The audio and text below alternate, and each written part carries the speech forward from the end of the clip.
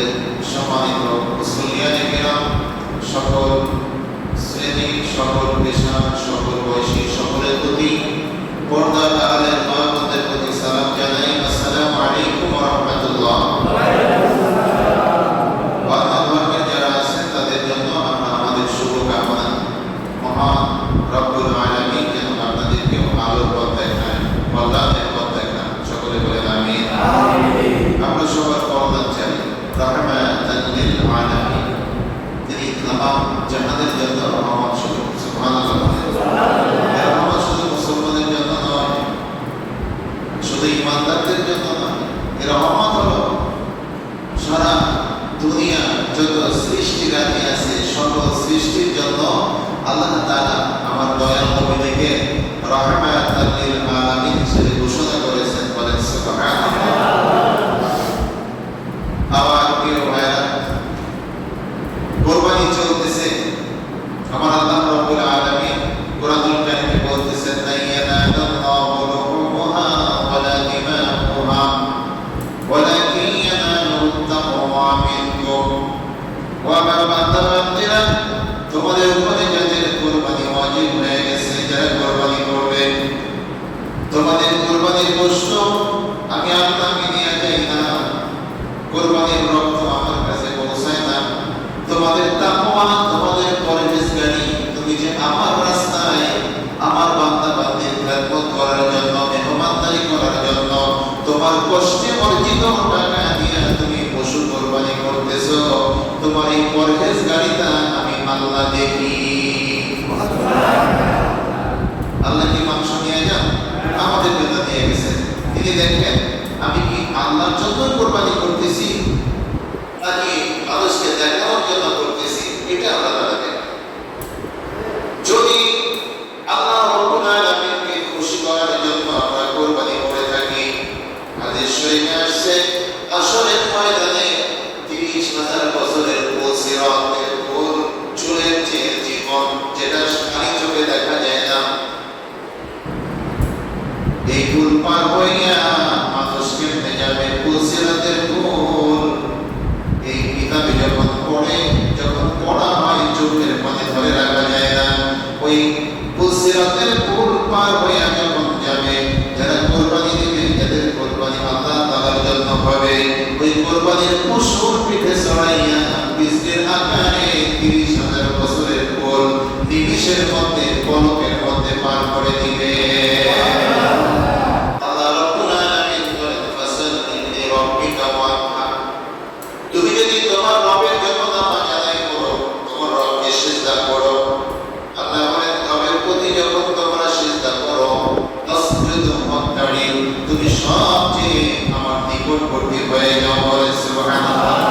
লিরাব্বিকা ওয়ানহার, আর তোমার রবের জন্য কুরবানি করো। এটা শুধু পশু কুরবানি না, এখানে কুরবানির মানে হলো তোমার জীবনটাকে কুরবানি করতে হবে, তোমার সময়কে কুরবানি করতে হবে, তোমার ইচ্ছাকে কুরবানি করতে হবে, তোমার সম্পদকে কুরবানি করতে হবে। এই যে নামাজের সময় আল্লাহ তাআলা নির্ধারণ করে দিয়েছেন, নামাজের সময় হলেই মুয়াজ্জিন মসজিদে আযান দিয়ে দেয়, আল্লাহু আকবার, আল্লাহু আকবার। তার মানে হলো আল্লাহ মহান। তোমার ব্যবসা বড় নয়, তোমার সংসারের কাজ বড় নয়, তোমার বাণিজ্য বড় নয়, তোমার দুনিয়ার কাজ বড় নয়। আমার আল্লাহ তাআলা মহান, তার হুকুম মহান। হাইয়া আলাস সালাহ, তুমি নামাজের দিকে চলে আসো, নামাজের দিকে চলে আসো। হাইয়া আলাল ফালাহ, এটাই হচ্ছে কল্যাণের পথ। বলেন সুবহানাল্লাহ।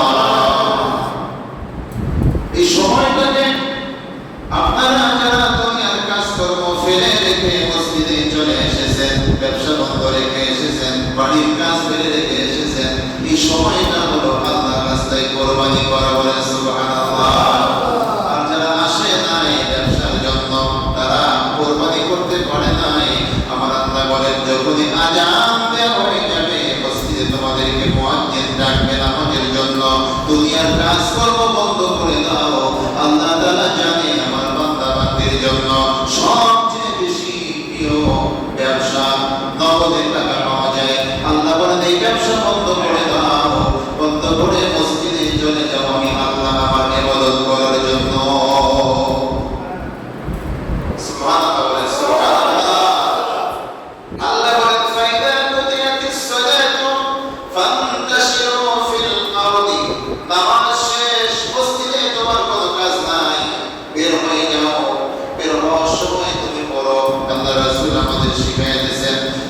الله والصلاة والسلام على رسول الله اللهم إني أسألك من فضلك رب العالمين তোমার নামে আমি বের হইতেছি সালাত ও সালাম জানাই তোমার রাসূলের প্রতি তুমি আমার জন্য রিজিকের দরজা খুলিয়া দাও বলেন সুবহানাল্লাহ আল্লাহ বলেন ফাইদা বুনিয়াতিস সালাত নামাজ শেষ জমিনে বের হয়ে যাও ফান্তাশিরু ফিল আরদি জমিনে ছড়ায় যাও তোমার যে পেশা আছে পেশায় তুমি নিয়োজিত হয়ে যাও আর আমার অনুগ্রহ তালাশ করো সুন্দরভাবে হালালভাবে সততার সাথে তোমার কাজ পরিচালনা করো আমি আল্লাহ তাআলা তোমার রিজিকের ব্যবস্থা করে দিব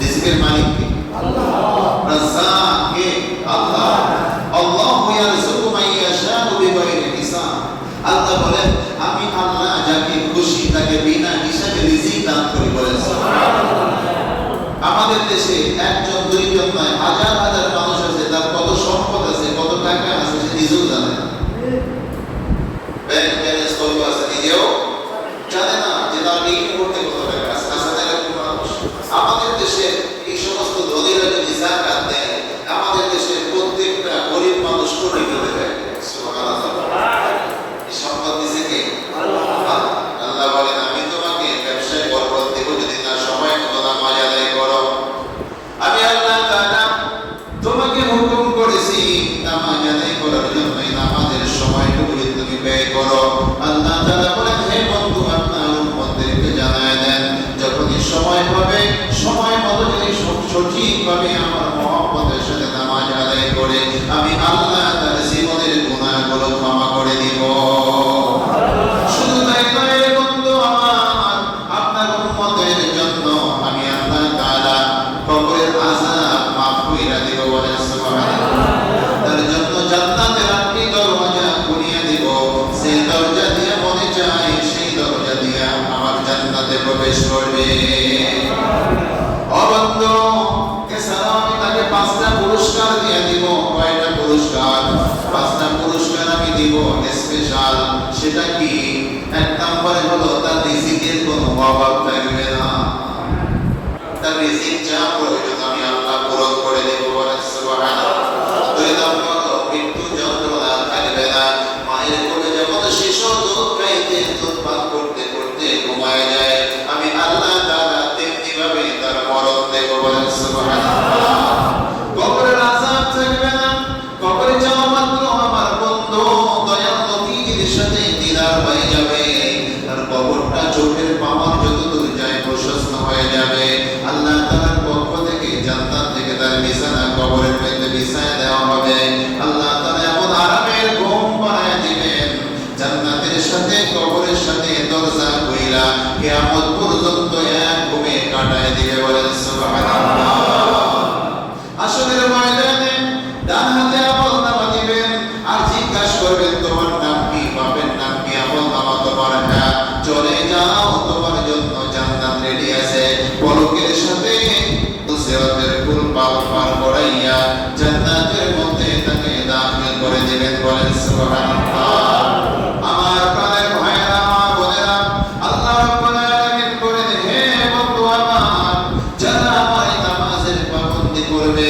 নামাজের দিকে খেয়াল রাখবে মনোযোগ সহকারে নামাজ আদায় করবে আমি আল্লাহ তাআলা তাদের রিজিকের ফয়সালা করে দেব তার রিজিকের দায়িত্ব নিয়ে নিব কিন্তু যে ব্যক্তি আমার নামাজের সময়টুকু দিবে না 24 ঘন্টার মধ্যে ব্যবসা বাণিজ্য করবে গল্প গুজব করবে সংসারের কাজকর্ম করবে চার দোকানে আড্ডা দিবে বিভিন্ন কাজকর্ম লিপ্ত থাকবে তার মধ্যে যদি আমার নামাজের সময়টুকু আমার বান্দারা না দেয় আমি আল্লাহ আমার ওই বান্দা বান্দিকে এত পেরেশানি দিয়ে দিব যে দুনিয়ার মধ্যে এত পেরেশানি থাকবে কখনো শান্তি পাবে না বলেন নাউজুবিল্লাহ লা ইলাহা ইল্লাল্লাহ লা ইলাহা ইল্লাল্লাহ লা ইলাহা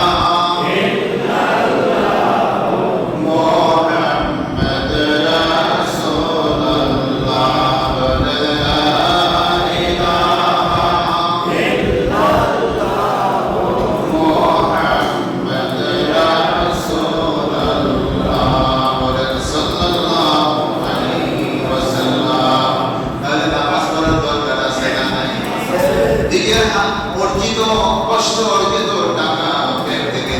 পশু যদি কোরবানি করে সবার মধ্যে মিলায় দেয়, এতে কষ্ট হয় নাকি শান্তি লাগে? পরিশ্রমের টাকা খরচ করতে কষ্ট লাগে না? এই কষ্টটার নাম হলো কোরবানি করা। কোরবানি কি জন্য করতেছে? আল্লাহ তাআলাকে খুশি করার জন্য। আল্লাহর হুকুম যে তুমি পশু কোরবানি করো, সবচেয়ে প্রিয় পশু তুমি কোরবানি করো, তোমার কাছে যা প্রিয় সেটা আল্লাহর রাস্তায় দান করো, তাহলে আল্লাহ রাব্বুল আলামিন তোমাকে জান্নাতের ব্যবস্থা করে দেবেন। বলেন সুবহানাল্লাহ। হাদিস শরীফে আসছে যে তোমার প্রিয় বস্তু যদি আমি আল্লাহ আমার রাস্তায় দান করো, তাহলে আমার কাছে যেটা প্রিয় বান্দা আমি সেটা তোমাকে দেব। সুবহানাল্লাহ। আর যেটা তোমার কাছে প্রিয় না, কষ্ট লাগে না দিতে, এটা যদি দাও, নরমাল জিনিস আমার রাস্তায় দাও, আমিও তোমাকে ওই নরমাল জিনিস দেব। বুঝতে পারছেন? সহজ হিসাব দুনিয়ার মধ্যে। আমি যদি আপনাকে ভালোবাসি, আপনি আমাকে ভালোবাসবেন, আর আমি যদি আপনাকে ভালো না বাসি, আপনি আমাকে বাসবেন না। আমি আপনাকে সম্মান করলে আপনি আমাকে সম্মান করবেন, এটাই তো স্বাভাবিক, ঠিক না? এর মধ্যে কিছু আছে ব্যতিক্রম, যেটা আলাদা থাকবে। কারণ শয়তান আমাদেরকে এমন ভাবে ধোঁকা দিতেছে, 24টা ঘন্টা সময় যার আমল যত বেশি তার কাছে তত বড় শয়তান। আমার কথা বিশ্বাস হয় না? যার আমল, যে যত বেশি আমল করে তার পিছনে তত বড় ট্রেনিং প্রাপ্ত শয়তান থাকে। কেন? যে তাকে আমল থেকে যাতে বিরত রাখে। এই মসজিদের এলাকার মধ্যে যত শয়তান আছে, সবচেয়ে বড় শয়তান আমার পিছনে থাকে। উপস্থিতির ইমাম সাহেবকে যদি গোমরা করা যায়, তাকে যদি বিতর্কের কাজ করা যায়, ইসলাম বিরোধী কর্মকাণ্ড তাদের দিয়ে করানো যায়, ইসলামের যে কত ক্ষতি হবে এটা শয়তান আমাদের চেয়ে ভালো জানে। কিন্তু যে যারা নফলের মদত বেশি করে, তরিকতের আমল বেশি করে, তাদের পিছনে শয়তান বেশি থাকে। কারণ আমল যে বেশি করবে তার পিছনেও লাগে। কেন? যাতে আমল কম করতে পারে। আল্লাহ রাসূল সাল্লাল্লাহু আলাইহি ওয়াসাল্লাম আমার দয়ার নবী বলেন, যখন তোমরা ঘুমাও, যদি ঘুমের দোয়া না করো, দোয়া কালাম না পড়ে ঘুমাও, আল্লাহর নাম নিয়ে না ঘুমাও, তোমার ঘাড়ের মধ্যে শয়তান এমন ভাবে বসে, শয়তান বসে তোমার কাঁধের মধ্যে শয়তানে প্রস্রাব করে দেয়। সকালবেলা ঘুম থেকে উঠে সে জানে না কখন ফজরের আযান দিয়েছে, আযান শোনে না, আযান শুনতে পায় না। দেখে যে সূর্য উঠে গেছে, ফজরের নামাজের খবর নাই। শয়তান ফজরের নামাজের সময় হইলে, রহমতের সময় হইলে হাত পা টেপে আর দোয়া পড়ে যে তুমি আরো ঘুমাও, আরামে ঘুমাও। স্বপ্নে দেখায় নামাজ পড়তেছে, ওযু করতেছে, আর এত আরামে ঘুমায়, করতে পারে না। এজন্য শয়তান থেকে পানাহ রাখার জন্য আল্লাহ রাব্বুল আলামিনের প্রিয় বন্ধু মুহাম্মদ রাসূলুল্লাহ সাল্লাল্লাহু আলাইহি ওয়াসাল্লাম আমাদেরকে শিখায় গেছেন যে তোমরা সালিহিন যারা, মুত্তাকিন যারা, তাদের সহচর্যে থাকো, তাদের কথা মতো চলো, তারা যেইভাবে জীবন যাপন করতে পারে সেইভাবে করো। তারা হলো ওলি আল্লাহ। ওলি আল্লাহদের সহচর্যে থাকলে, তাদের দেয়া আমল করলে, তাদের কথা মতো চললে শয়তান আমাদের ধোঁকা দিতে পারে না। বলে সুবহানাল্লাহ। লা হাওলা ওয়ালা কুওয়াতা ইল্লা বিল্লাহ। এই দোয়া যখন পড়া হয়, শয়তান এত জোরে দৌড় মারে, এই শব্দ যেন আমার কানের মধ্যে না ঢোকে। বলে সুবহানাল্লাহ। হযরত আয়েশা বলেন, থানবী রাহমাতুল্লাহ আলাইহি কিতাবে উল্লেখ আছে যে ব্যক্তি দৈনিক 100 বার লা হাওলা ওয়ালা কুওয়াতা ইল্লা বিল্লাহ পাঠ করবে, আল্লাহ রাব্বুল আলামিন তার 100 মনের বাসনা পুরাই দিবে। বলে সুবহানাল্লাহ। 100 বিপদ আপদ থেকে আল্লাহ তাআলা তাকে হেফাজত করবে। বলে সুবহানাল্লাহ। এটা জান্নাতের একটা খাজানা। যে লা হাওলা ওয়ালা কুওয়াতা ইল্লা বিল্লাহ করলো, সে যেন জান্নাতের একটা খাজানা পেয়ে গেল। আমার দয়াল নবী বলেন, সে শয়তান থেকে হেফাজত থাকবে। সে যদি কোনো অন্যায়ও করে থাকে, আল্লাহ তাআলা তার উপরে ক্রোধ হয় না এই দোয়া পড়ার কারণে। বলেন সুবহানাল্লাহ। হাদিসে কুদসিতে আসছে, আমার দয়াল নবীজিকে আল্লাহ তাআলা বলেন, হে বন্ধু আমার, যে ব্যক্তি সকালে 10 বার লা হাওলা ওয়ালা কুওয়াতা ইল্লা বিল্লাহ পড়বে, মাগরিবের নামাজের পরে লা হাওলা ওয়ালা কুওয়াতা ইল্লা বিল্লাহ 10 বার পড়বে, আবার ঘুমানোর সময় লা হাওলা ওয়ালা কুওয়াতা ইল্লা বিল্লাহ 10 বার পড়বে, আল্লাহ তাআলা তার উপরে বড় ধরনের কোনো অ্যাকশন নেবে না। আল্লাহ বলেন, আমি তার উপরে শিথিল থাকি। সে যদি অন্যায় করেও আমার কাছে মাপ চায়, আমি আল্লাহ মাফ করে দেই। কারণ এই দোয়া পড়ার কারণে বলে সুবহানাল্লাহ। আমার মুর্শিদ কেবলা জান শিখাইতেছে, বাবা দৈনিক এই দোয়াটা তোমরা 500 বার করবা। কয়বার? কথা কথা কয়বার? 500 বার। তা 500 বার পড়লে 100 বার পড়ার চেয়ে লাভ কম না বেশি? বেশি না? এইটা পড়লে তাকে শয়তান ধরতে পারে? পারে না।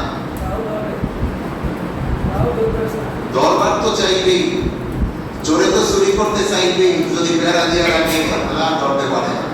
ঠিক না বেঠিক? এটা পড়তে হবে মহব্বতের সাথে, খুব ধ্যান এবং খেয়ালের সাথে। আমি মাঝে মাঝে আপনাদের বলি, অনেকে রাগ করতে পারেন যে ওযু করে আসলেন আর নামাজে দাঁড়াইয়া তাকবীর দিয়া রুকু সূরা পড়লেন, রুকু করলেন, সিজদা করলেন, সালাম ফিরাইলেন, এর নাম নামাজ না। একে নামাজ বলে না। নামাজ পড়তে হলে আপনাকে হাজার রিজিক খেতে হবে। নামাজে দাঁড়াইয়া আমার মুর্শিদ কেবলা যা শিখাইতেছে যে তোমরা দুনিয়ার সমস্ত খেয়ালকে অন্তর থেকে দূর করে দাও। খেয়াল আপন আপন কালবে ডুবাও। এককালীন খেয়াল কালবে ডুবাইয়া মহান রব্বুল আলামিনকে খোঁজো, তালাশ করো, তাকে হাজির নাজির ভাবো। যতক্ষণ খেয়াল তোমার মনের মধ্যে, দিলের মধ্যে ডুবানো থাকবে, ততক্ষণ তোমার নামাজে আল্লাহ তাআলাকে মনে থাকবে। যেই মাত্র খেয়াল কল থেকে বের হয়ে যাবে, তখনই তোমার নামাজে আল্লাহ তাআলাকে ভুলে যাবেন। আর নামাজে যদি আল্লাহ তাআলাকে ভুলে যান, কাকে সিজদা করবেন মনে মনে চিন্তা করে হবে। আল্লাহ রাব্বুল আলামিন কুরআনুল কারীমে কথা বলে দিয়েছেন, ফাওয়াইলুল লিল মুসাল্লিন। যারা হুজুরে কালবে নামাজ আদায় করে না, খেয়াল কালবের মধ্যে ডুবাইয়া নামাজ আদায় করে না, ওই নামাজ তাকে জাহান্নামে নিয়ে যাবে। বলে নাউযুবিল্লাহ। আর যারা হুজুরে কালবে নামাজ আদায় করে, কালবের মধ্যে খেয়াল ডুবাইয়া নামাজ আদায় করে, তাদের নামাজ কবুল হয়। তাদের নামাজ হলো as-সালাতু মিরাজুল মুমিনিন। বলে সুবহানাল্লাহ। আমার কেবলা যা শিখিয়ে দিলেন, বাবারা তোমরা পড়ো, খেয়াল করো। যতক্ষণ তোমার খেয়াল কালবের মধ্যে ডুবানো থাকবে, ততক্ষণ আল্লাহ তাআলাকে মনে থাকবে।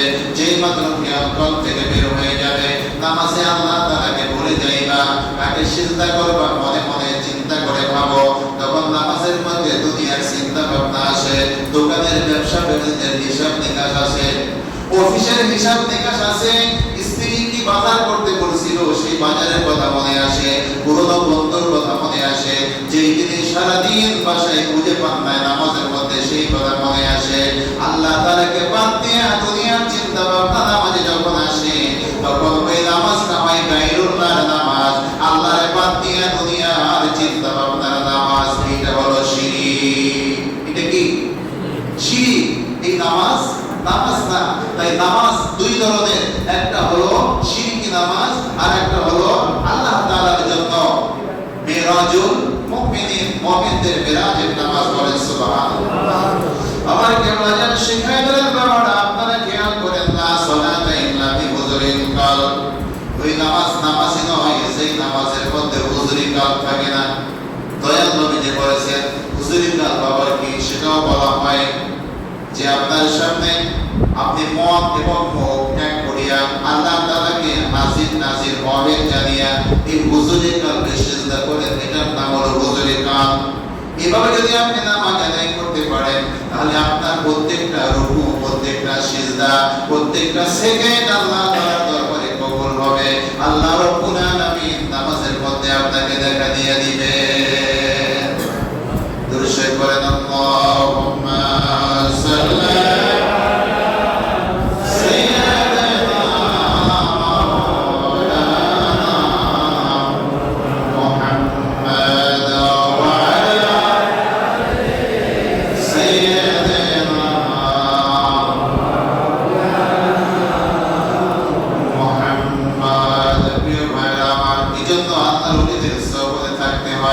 আল্লাহ রাব্বুল আলামিন কুরআনুল কারীমে বলেছেন, ইয়া আইয়ুহাল্লাযীনা আমানু, হে ঈমানদারগণ, কুনু মা'আস সাদিকিন। যারা কোরআনের কথা বলে, আমার রাসূলের কথা বলে, সত্যবাদী, সত্য কথা বলে, সৎ পথে থাকে, তাদের সহচর্যে তোমরা থাকো। শুধু ঈমান আনলেই হবে না, ওই আলেমদের সাথে, ওলিদের সাথে থেকে তোমাকে সঠিকভাবে ইসলামের হুকুমাত পালন করতে হবে। বলে সুবহানাল্লাহ। তাই আমার প্রিয় ভাইরা, লা হাওলা ওয়ালা কুওয়াতা ইল্লা বিল্লাহ, সহ তরিকতে যে আমলগুলো করা হয়, এই আমল আমলগুলো করলে শয়তান সহজে ধোঁকা দিতে পারে না। আপনি ডান পা দিয়ে ঘর থেকে বের হলেন, বিসমিল্লাহ লা হাওলা ওয়ালা কুওয়াতা ইল্লা বিল্লাহ। আপনি বিসমিল্লাহ বলে যখন ঘর থেকে বের হলেন, বিসমিল্লাহ তাওয়াক্কালতু আলাল্লাহ লা হাওলা ওয়ালা কুওয়াতা ইল্লা বিল্লাহ। হাদিস শরীফে একটা ঘটনা আছে এরকম যে একজন সাহাবী সে এই দোয়া পড়ে ঘর থেকে বের হয়ে আসছে, মসজিদে ইবাদত করতেছে। তা নামাজ আদায় করা শেষ, নামাজের পরে কিছু ওজিফা পড়তেছে, আল্লাহর তাসবিহ পড়তেছে, ওজিফা কালাম করতেছে। কিছুক্ষণ পরে একজন সাহাবী দৌড়াতে দৌড়াতে তার কাছে আসলো যে আল্লাহর রাসূলের সাহাবী, তোমার ঘরে তো আগুন লেগে গেছে। কি লাগছে? আগুন লাগছে। ওই সাহাবী নামাজের মুসাল্লায় পড়ে বসে, কখনো সম্ভব না, এটা আমি বিশ্বাস করি, তুমি চলে যাও। তিনি চলে গেলেন। কিছুক্ষণ পরে আরেকজন সাহাবী আসলেন, ও আল্লাহর রাসূলের সাহাবী, তুমি মুসাল্লায় বসে ওজিফা পড়ো আর তোমার বাড়িতে তোমার ঘরে আগুন ধরে গেছে।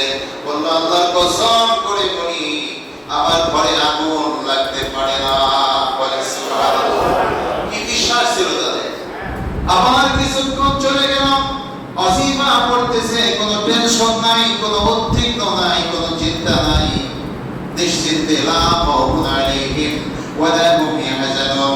আল্লাহ বলে আমার বন্ধুতে আমার ইবাদত করতে করতে গেলে আমার বন্ধুতে পরিণত হয়ে যায়, তাদের কোনো চিন্তা নাই, তাদের কোনো ভয় নাই। বলেন সুবহানাল্লাহ।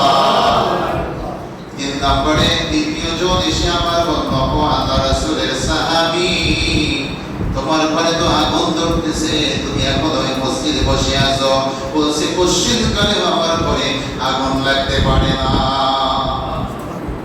তিনিও চলে গেলেন। আবার কিছু সময় বাদে চতুর্থ জন ডাকতে ডাকতে তার কাছে এসে বসে পড়লেন, ও আল্লাহর রাসূলের সাহাবী, কি আশ্চর্য বিষয়, আমি দেখলাম তোমার ঘরের দুই দিকের সব ঘর পরিষ্কার হয়ে গেছে, কিন্তু তোমার